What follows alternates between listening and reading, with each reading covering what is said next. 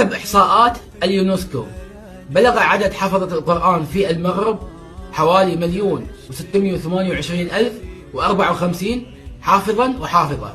هذا يعني بأن المغرب احتلت المركز الأول عالميا في عدد حفظة القرآن، و68% من حفظة القرآن في المغرب يأتون من المناطق الريفية وأغلبيتهم من الأمازيغ. ويوجد في المغرب أكثر من 30,000 مركز لتحفيظ القرآن الكريم. وبخير الزين. الله يحفظك، الله يحفظك، الله يحفظك وبوزك، الله يحفظك، راه متبعينك، الله يسالمك. واش هذه خرجت سلك؟ خرجت سميتو؟ حفظي سميتو. واش الباس ديالك؟ ضروري داير، الله يحفظك، الله يلبيك. كلاله خرجت سلك السين.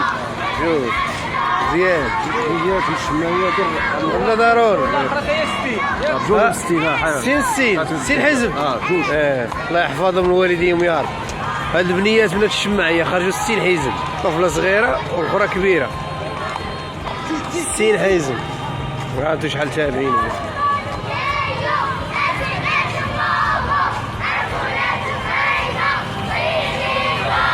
البنيات بجوج خرجوا 60 حزب. بارك الله.